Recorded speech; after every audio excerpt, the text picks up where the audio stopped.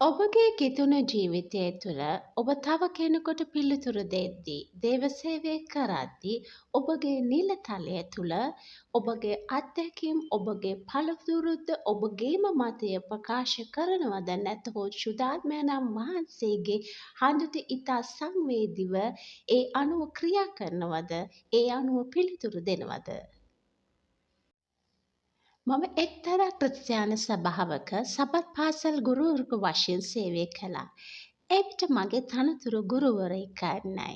නමුත් මට දෙවන් වහන්සේ දරුවන් තුළින් බොහෝ දේවල් උගන්වා ඇත. දරුවන් තුළින් බොහෝ දේවල් ප්‍රකාශ කර ඇත. අපි කෙසේ දුරට ඒවාට යටත් වන්නට පිළිගන්නට සූදානම්ද? එක්තරා දරුවෙක් ඔහුගේ අත්දැකීම් මා සමග බෙදාගත්තා. ඔහු කලින් ආත්මික සභාවකට ගියා. සිත රිදීමක් හේතු කොටගෙන නැවත ඔහු කතෝලික සභාවකට ගියා. කතෝලික සභාවේ සිටි දේවකැතිවරයා ඔහු දරන ආත්මික සභාවේ මතය නොව ඔහු ශුද්ධාත්මයණන් වහන්සේට සංවේදී වී නැවතී සභාවට යන ලෙස දරුවාට බලපෑම් කරා. ඒ දරුවා ඒ පිළිගෙන නැවත ආත්මික සභාවට ගියා. ආත්මික සභාවේ පහළ සිටි දේවකැතිවරයා ඔහුට දොස් පැවරුවා.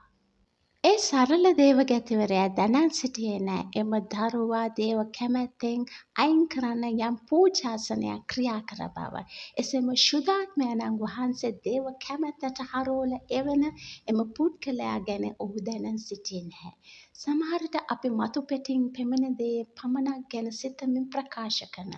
යම් කිසි පුද්ගලයෙක් යන අත්දැකීම් හා ඒ සංසිඳීම් තුළින් අපිට ආත්මිකව දකින්ට ශුද්ධාත්මයණන්ට සංවේදී වෙලා අහලා පිළිතුරු දෙන්න අපිට නොහැකි වෙන අවස්ථා තියෙනවා. ශුද්ධ බයිබලයේ කියන අපගේ පර්ෆෝමන්ස් මත නෙමෙයි අපි ක්‍රියා කළ යුත්තේ දේව කැමැත්ත මත පමණක් බව. ආමෙන්.